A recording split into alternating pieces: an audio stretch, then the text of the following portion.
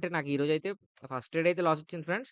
So, second trade నేను ఆ లాస్‌ని కొంచెం అంటే మొత్తం రికవరీ చేసుకోవాలని కాదు. కొంచెం ఏదైతే లాస్ వచ్చిందో అది కొంచెం పూడుద్దామని కొంచెం ఇచ్చేసాననమాట. కానీ ఓవరాల్‌గా ఈరోజు మార్కెట్‌లో అయితే నాకు లాస్‌లోనే నిలబడింది. సో, మార్కెట్‌లో ఈరోజు మన ట్రేడ్ సెటప్ కూడా వర్కౌట్ అవ్వలేదు. ఎందుకంటే బేరిష్ క్యాండిల్ వస్తే మనం పుట్ ఆప్షన్ తీసుకుందాం అని చెప్పాను. కానీ బేరిష్ క్యాండిల్ వచ్చిన తర్వాత ఏం జరిగింది మార్కెట్ ఒక స్టాప్ లాస్ అనేది ట్రిగ్గర్ అయింది. సో, ఈ విధంగా జరిగింది ఫ్రెండ్స్. సో, ఇంకా రేపు మార్కెట్ ఎలా ఉండబోతుంది? రేపు మార్కెట్‌లో మనకు సపోర్ట్ అండ్ రెసిస్టెన్స్ ఏ విధంగా ఉండబోతుందో క్లియర్‌గా చెప్తా చూడండి. సో, యాక్చువల్లీ నేనింకా మీకు ఎప్పుడైనా సరే మీకు క్లియర్‌గా చెప్తున్నాను ఫ్రెండ్స్. వన్ డే క్యాండిల్ గనక ఈ ఈ మనం ఇప్పుడు ట్రేడ్ సెటప్ పెట్టుకుంటాం గదా! మనం 15 మినిట్స్ క్యాండిల్ వస్తే ఒక బు ఒక బుల్లిష్ క్యాండిల్ అని లేకపోతే 15 మినిట్స్ క్యాండిల్ ఒక బేరిష్ క్యాండిల్ వస్తే పుట్ ఆప్షన్ అని.